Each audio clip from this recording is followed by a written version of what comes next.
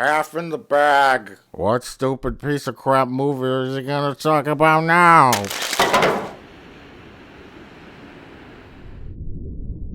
Oh God, it's coming! Oh God, I can feel it!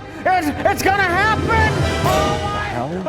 What the hell is he yelling about? Oh, not yet, almost there. Oh God. Mike, don't you remember? Mr. Plinkett ate all those beans so he could fart into his hot air balloon. You grabbed the hot air balloon from his attic. It's not quite coming out yet. It's not. Wait. Oh, okay. But you really think farting in a hot air balloon is going to lift this whole house up to the surface? I don't care. Oh, it's coming! And if it did work and the house ascended to the surface really fast, wouldn't we get what they call the runs? Mike, I think you mean the bends. And no. Hey, speaking of ascension, have you seen the new Wachowski film, Jupiter Ascending? No. How the fuck am I supposed to see a new film when I'm stuck in a house in the bottom of Lake Michigan while a fat guy eats beans so that he can fart inside of a hot air balloon? Let's watch it.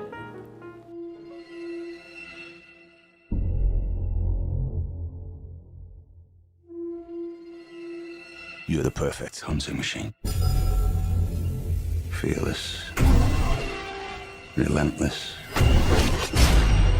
You've been searching for one thing your whole life. And she's down there. Jupiter Ascending is the newest film from the Wachowskis, the siblings that brought you such hit films as The Matrix and let me tell you, only the Wachowskis could take such a perfect idea like mixing the harvesting of the human race with Cinderella and fuck it up so badly. Jupiter Ascending stars Channing Tatum as Strange Magic Mike, a half-man, half-werewolf with wings who has rocket boots and a Gungan electro shield. Mila Kunis reprises her role from Ted as a girl who says dialogue terribly and looks like she has no idea what's going on.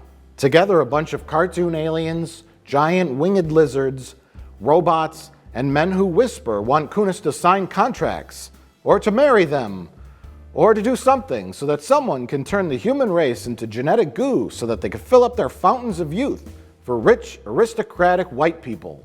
Jay, what did you think of Jupiter Ascending? Well, let me tell you, Mike, I'm so glad that George Lucas decided to make another Star Wars prequel.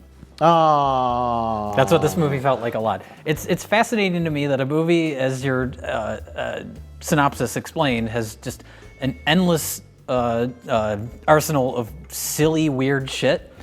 It can end up being this dull and boring. I wouldn't call it lifeless or joyless entirely. If we're going on a grading scale, I'd give it a big C. It has like a 20% on Rotten Tomatoes. Like everyone hates it. Like it doesn't feel like a Wachowski movie to me. It felt like a Ender's Game or like a movie made for teens. That's what I was thinking. I was like, is this based on one of those young adult novels or something? It felt like a blending of different movie ideas that didn't quite gel. The Mila Kunis character, well, let's say the premise real quick here. Okay. For those that haven't seen this, Mila Kunis, it's essentially, I think it's like a sci-fi fairy tale.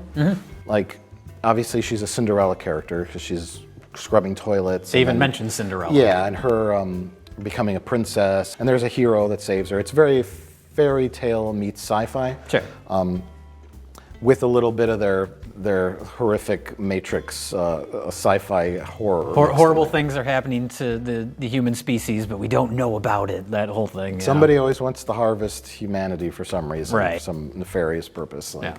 We need to turn them into batteries, or we need to take out our genetic material. Yeah. And that I thought was a neat sci-fi concept. The bad guys in the movie are these rich, aristocratic, ageless people who turn human DNA into clear goo. Vials of semen. Which then they bathe in. It restores their cells. Yeah. It reverts the aging process, and it keeps them alive for centuries and centuries. But basically, the most valuable currency in the universe is time, they say. Yes. Which, yeah, interesting sci-fi idea. It goes right along with Wachowski's having lots of like pseudo-philosophical, boring dialogue scenes in their movies. It's a neat idea that all these alien civilizations and technology has advanced to the point where, you know, you can have money, you can have riches, and anything you want. But the one thing you can't beat is, time, aging. Didn't Justin Timberlake make a movie about that where he has... Oh, the In Time movie? I don't know if that has anything to do with aging. But did In Time have a former space cop Wolfman with rocket boots? Yes.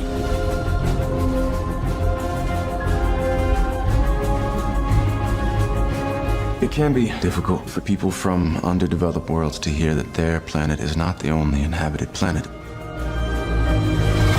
Mila Kunis is the quote-unquote reincarnation of a queen, princess queen, the mother, matriarch of these three siblings that are these evil people that want to live forever. Right. And it's a random DNA thing, like 1 in a billion, trillion, whatever, that her DNA would be identical to the mother's, like a rebirth. And then everyone's got to get her. Because now she's technically the queen of the Earth. She's queen of the Earth, and the Earth. And that means she has the power to say who can harvest all the people, something like that. Something. And either she's going to give it to Whisper Man, or a son, other brother who has Twilight Man. orgies in a fish tank. And one or the other. And then the other daughter would seem a little more reasonable, but I don't know. And then Channing Tatum is like a bounty hunter, ex-space cop who is part werewolf. And has wings that were cut off because he ate somebody. This is real. This is all stuff that happens in the movie. Yeah. And then Mila Kunis is the worst actress on the planet. And they hired her for a feature film for some reason. I mentioned the Star Wars prequels earlier. I read that the original actress hired to do this movie for that role was Natalie Portman. That's kind of ironic because a lot of this reminded me of Thor, like Asgard, like all the costumes and the cities and stuff. It looked very similar to that, but it kind of felt like it's their attempt to crack in on like that Marvel franchise. Like we're gonna do our own original sci-fi universe, and it's gonna be expansive and. Well, they fucked it up with trying to make a whole series of films out of the Matrix, and then they tried to make their heavy, lofty, ambitious movie with Cloud Atlas. Everything they've done is bombed horribly, so now they're trying to just make a fun sci-fi movie and start a new franchise, I think is what's happening with this. Yeah. Well, they failed. Yeah, when you look at Mila Kunis and Channing Tatum in this, wrong. Sure. Channing Tatum wasn't bad. He wasn't anything. I like him in movies. I think he's good. The only thing I've seen him in, I think, is the 21 and 22 Jump Street, and he's a fine comedic actor. I think I've seen him in but... more dramatic stuff. I've seen him in Magic Mike and Foxcatcher. Okay. And Magic Mike's a good movie. It's a Steven Soderbergh movie. It's not all about it's not schlocky. Right. There's some heavy stuff going on. There's some good characters. So yeah, and he did great as a guy who flies around in space boots. I think the problem is the characters as written. That's my biggest problem with this movie is that you can make a movie that has all this silly shit in it, but you have to have a sense of fun, a sense of humor to it. I mean, I was thinking a lot of Guardians of the Galaxy. That's a movie probably just as silly as this, but you really like the characters in that, and the movie is having fun with it. It's self-aware silly. Yeah, but not in a way where it's not constantly wink wink. It's just it's trying to be a fun space adventure. It's not Leonard Part 6 self-aware silly. This was, I believe, the first recorded instance of a CIA agent being eaten alive by a rainbow trout. They're going like Bill Cosby, worst producer, worst writer, worst actor. Guardians of the Galaxy, talking raccoons, giant tree monster, but a lot of fun. This movie, it's there's a couple little moments where it seems like they're having fun with it. There's one sequence in particular that I think was clearly inspired by Brazil because then Terry Gilliam shows up. But that was a fun little sequence where it's showing the bureaucratic red tape of you have to go to this department and you have to go to this department, all just so she can become the queen of Earth, basically. I loved that sequence, but it stood out as tonally completely wrong. Exactly, because the rest of the movie is dour, serious, and the characters aren't interesting. Mila Kunis is a flatline. Channing Tatum is boring. There's nothing to his character. He doesn't bring anything to it as far as charisma goes, I think because it was written so boring. Yeah. The main bad guy, played by Eddie Redmayne, who we should point out was just nominated for Best Actor. Not for this movie, because he's fucking horrible. He speaks every line in the movie like this. It's more like this. Yeah. You can't understand what he's saying. The whole movie, except for a couple bursts where he's like, I no! want to see his character in a crossover with DC and him having a conversation with Bane. And then both just going, What? What did you say? What did you say? I can't stand you. What did you say? that character actually had flavors, aromas reminiscent of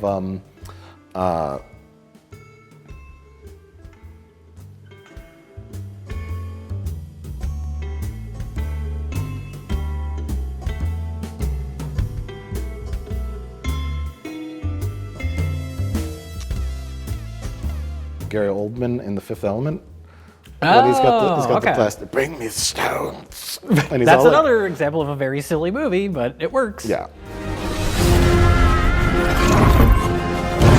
Can we have a sci-fi movie that doesn't defy all laws of physics completely with human beings? The Channing Tatum character, and he's flying around like Superman with Mr. Spock's Vulcan boots on, rocket boots, and he's like, hold on to me real tight, because I'm going to hold on to this spaceship that can go Mach 40 through the atmosphere.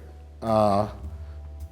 Yeah. Don't lose me. Don't lose me here. I wish the movie was on DVD so we could do a super cut of every time she's falling going, ah! Yeah, there's lots of falling.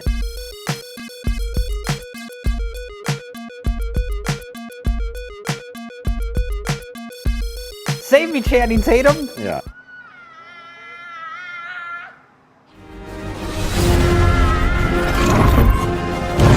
I feel I have you at somewhat of a disadvantage. Is that because he kidnapped me? Some lives will always matter more than others. The dialogue was really bad for a movie from the Wachowskis. You know, like I mean, I'm not they're not the Did you best see writers. the Matrix sequels? Well, sure, but those had some more like gravitas to them. There was a little something else going on. This was it just felt like a shitty B movie kind of. There was one part when Channing Tatum was fighting the big lizard monster with wings, where Channing Tatum's on the ground and the lizard monster's standing over him. And I remember he said something like, "You have injured me, and now I will make you pay." Like that's an exact line from the movie. Yeah, and a lot of times I picture someone writing that, just writing that line and going, "Is there something better?" Some interesting like moments, some interesting dialogue, but really, the two main characters really poorly written. And then I would have liked a reverse, like it's the Last Starfighter kind of premise, you know, where some young guy goes into space and it goes on this adventure. Now, I'm not being sexist. Relax, people. It's just a magical princess story in a violent space universe. They don't quite gel. Yeah. Like, I honestly have no idea. Well, the point I'm trying to make is little girls aren't going to want to watch this. Right. I don't think anybody wanted to watch this.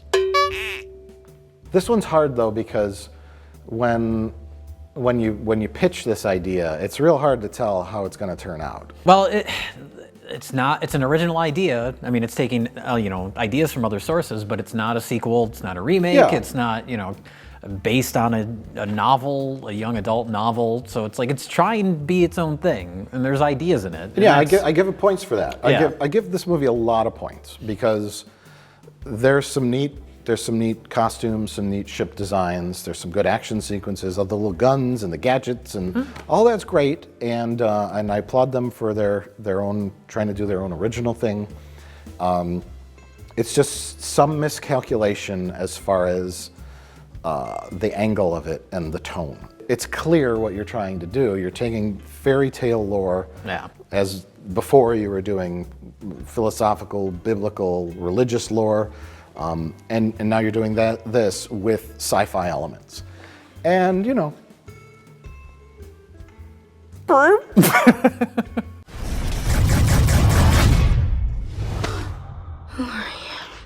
here to help you. So, Mike, would you recommend Jupiter Ascending?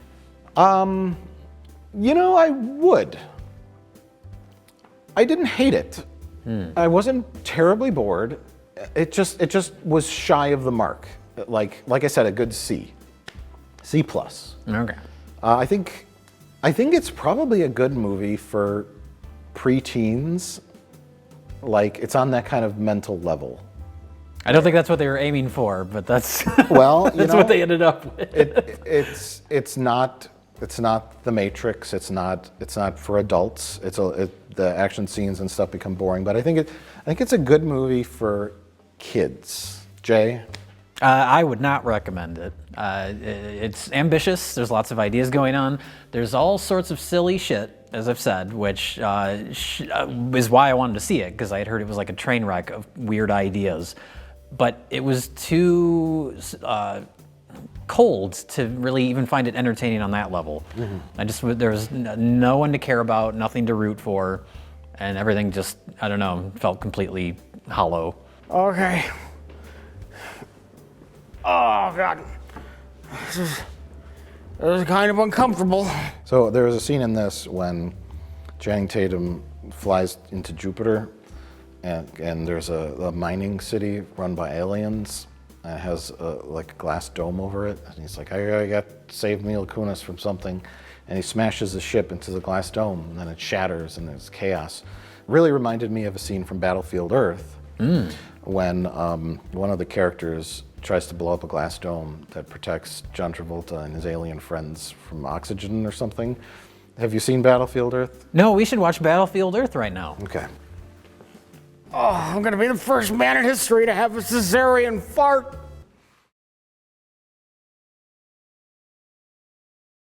It's still coming. It's coming. It's definitely gonna happen. So I saw multiple headlines in relation to Jupiter ascending, making comparisons to Battlefield Earth. So we thought it would be a good time to revisit Battlefield Earth. We have this lovely previewed copy for $9.99, available now at your local Blockbuster. Blockbuster Video, wow, what a difference. On DVD. Is DVD now ironic? Battlefield Earth, starring John Travolta and Barry Pepper. Had you ever seen it before? I saw it in the theaters. Yeah. Holy shit, dude.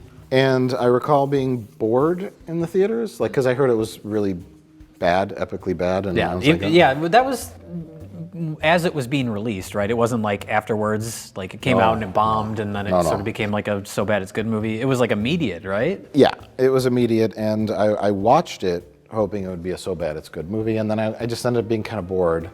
But upon revisiting it, it is a so bad it's good movie. Yes, we rewatched this with our friend Rich Evans, who none of you know about, but he's a guy we know. Yeah. And yeah, it's pretty great.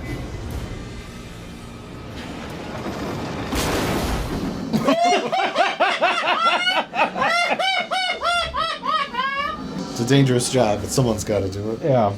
But with just a few minor tweaks, it could have been a great comedy film. It kind of is in a lot of ways. Yeah. But the idea, the concept of these arrogant, egotistical aliens that think they're so much smarter than the post-apocalyptic Earthlings get outsmarted by cavemen because they're actually really dumb. Reach for the gun. Sir, I might get shot. Reach for the gun.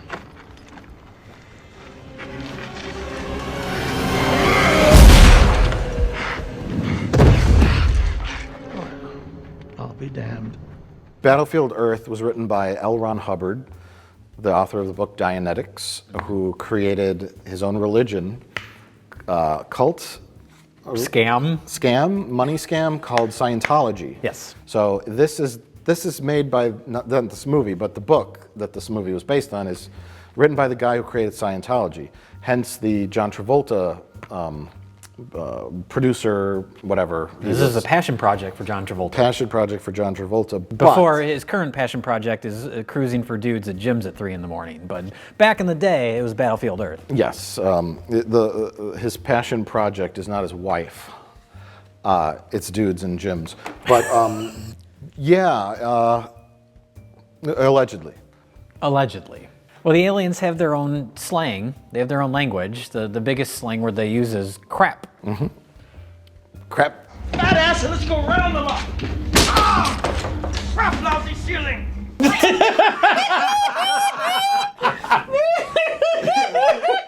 Yay!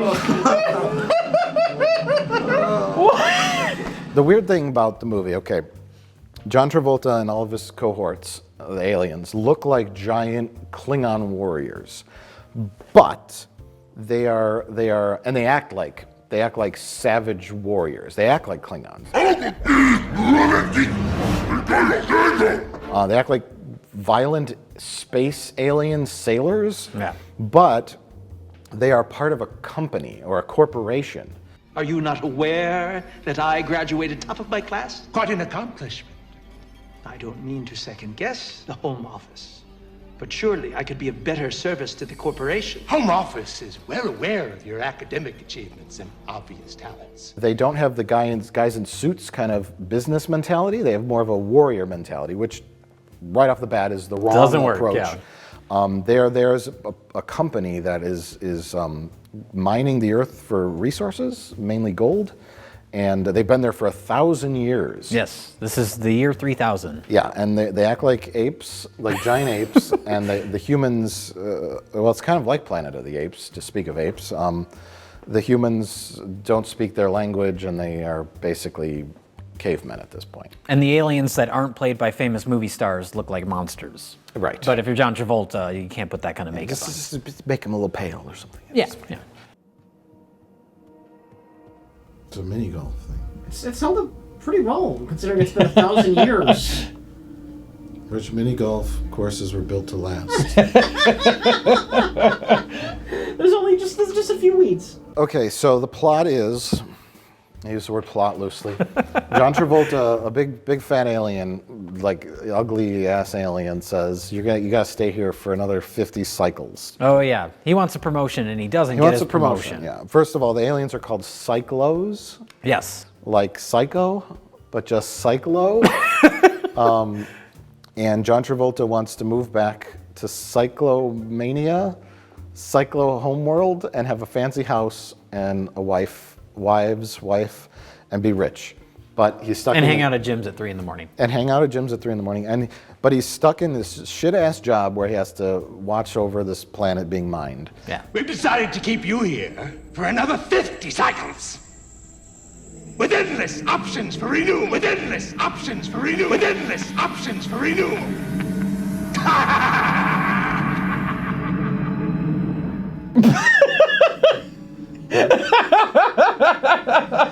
He really enjoys giving people bad news, doesn't he?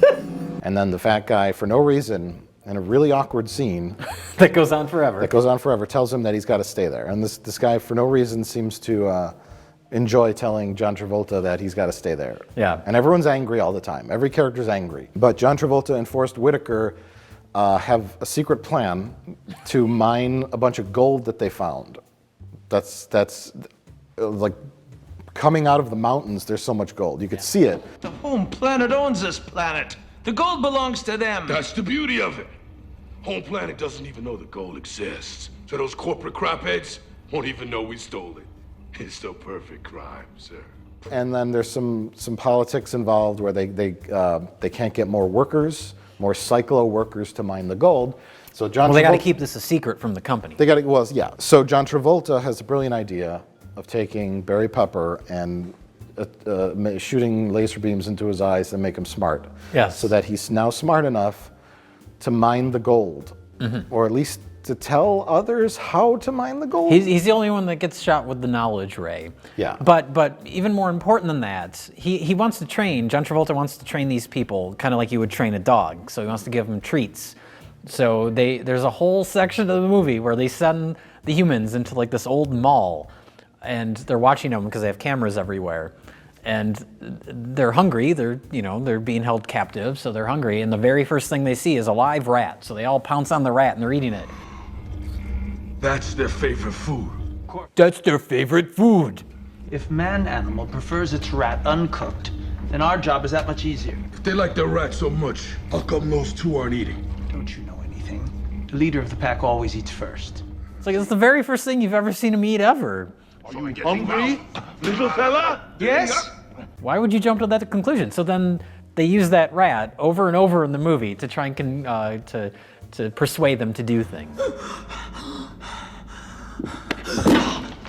Do you want lunch? Oh my God. He's shoving a rat in his face. He's giving him all his knowledge, but he still wants to feed him a rat. He's really banking on this rat eating. The aliens that have taken control of the planet are so dumb that they can't figure out that he's just eating to survive. Yes. They think he loves rats. Do you want lunch? So yeah, he's trying to make him smart, and then he's like, the smart ray isn't working because he doesn't want to eat this rat. And then later, John Travolta takes, I don't even remember his character's name, Barry Pepper, to the Library of Congress and says, this is what your civilization used to be. Ha ha ha. Everything you humans knew is here. And you can look at anything you want. Because there's nothing that will help you. He just takes him there to laugh at him, but it really, the purpose for the plot was that so he could look through some books and find out about Harrier jets and Fort Knox and nuclear weapons. He learns a lot in those 5 minutes he's at the library. He learns a lot. And even though I won't be at the mining site, I'll be watching you. So the plan is John Travolta sends these guys out, these cavemen, to mine for gold. But they have the plan, even though there's cameras on them, they know they're being watched, so they're gonna fake them out. Here's the men. We split them in half, and one group goes, and one group stays, then it looks as if we're still working. While some of the people are mining, they're gonna learn to fly jets in a flight simulator that somehow works without electricity. Oh, there's a flight simulator. That's Oh, come on! He's gonna see some Hall-of-Fly jets. They're gonna fight the aliens in 1,000-year-old jets. They all still work just fine. Rich, they're just fine. Everything works still. Wouldn't a flight simulator require electricity to run? Probably. No, it seems to be working fine though. Okay.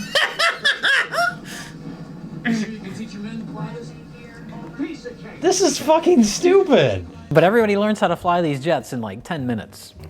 No problem. And then they go to Fort Knox and they get the gold, and that's what they're presenting to John Travolta. Well, since you rat brains have had enough extra time to smelt it into bricks! Where would they smelt it? Does he know that they don't have access to that kind of... He's an idiot! He's an idiot! Yeah, and then why would they get that skill on how to do that? Neither character is smart. No one says, was it going to be weirded out or suspicious that you just gave him all this gold in bar form? And then he didn't think of that. And then when John Travolta sees it, he assumes that they smelted it. Yeah. Even though they have no smelting equipment of any kind. These are cavemen. They would have no knowledge. And no one knows how to do that. or to achieve the temperatures needed to melt gold. Yeah. Both Characters, our villain and our hero, are both idiots. And it's really unclear how all, like Barry Pepper, okay, the John Travolta straps him in a chair. And this is not real life. This is in the movie. Yeah. John Travolta doesn't put all the other cavemen in the intelligence ray chair. The reason to use these guys was because he had no one else to do it. Yeah. And then he shows Barry Pepper a complex flight simulator as well about how to fly a mining cart through a city. Yeah. But then they just go in a cave. And there's no technology at all. Yeah. It's like, how are they mining? They don't have equipment. How is this happening? What's the process? We don't understand anything. We don't need the details. John Travolta wants the gold. He makes the cavemen get the gold. Yeah. That's all you need. Yeah, and he has cameras. I think that flyover, was that what that was? Yeah. So it's not a constant camera. But instead, they're given the free rein to fly around one of John Travolta's spaceships. Yes. And then go all over the whole country, gathering up weapons and airplanes. Yes. And gold from Fort Knox. Mm-hmm. So John Travolta is a dummy. He's incredibly stupid. Yeah, everybody's incredibly stupid. And his character of the Cyclo is also incredibly stupid. Oh, I see what you did. Did you see what I did there? Damn right, rat brain. That's the first intelligent thing you've said yet.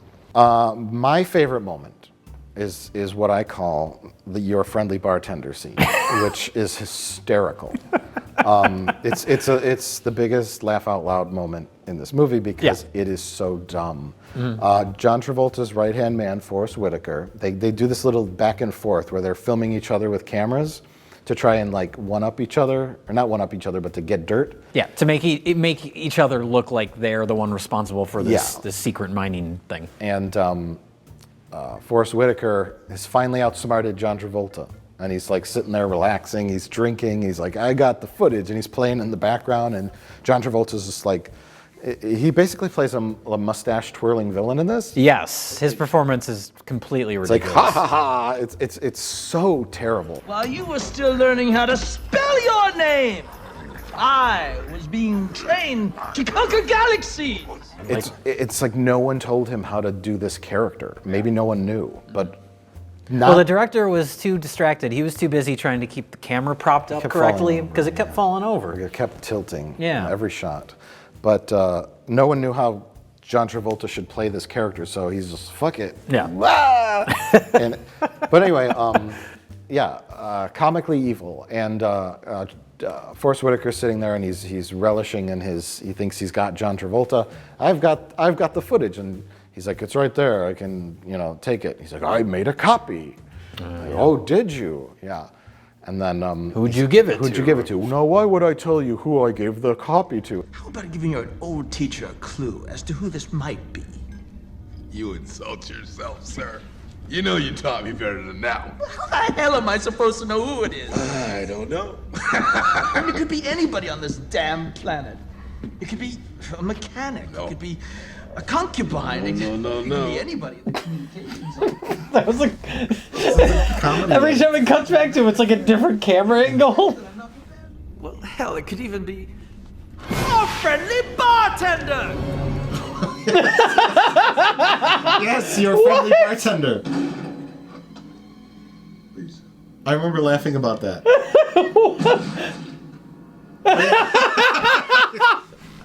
Now. What the hell? That's who he gave the copy to. Your friendly bartender.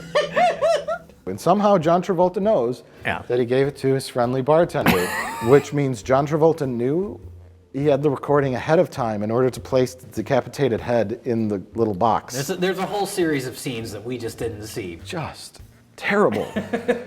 Terrible. So, Mike, would you recommend Battlefield Earth?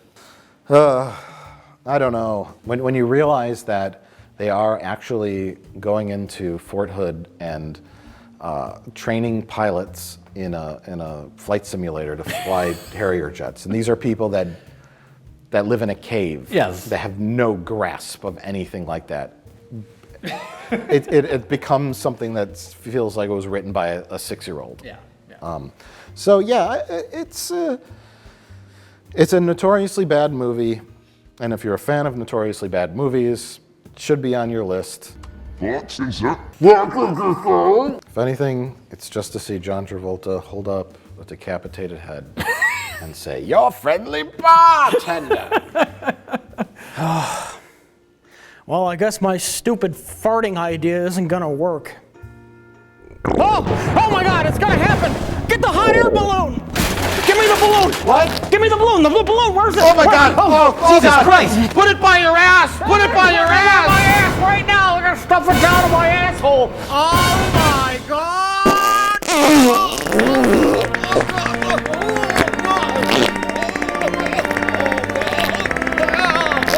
But Jay, when this thing fills up and rises, wouldn't it just tear the roof off? I mean, the roof wasn't designed to lift the weight of the whole house. Yeah, just pretend you're in a Wachowski's movie. Ignore all physical reality. All right, that's fair.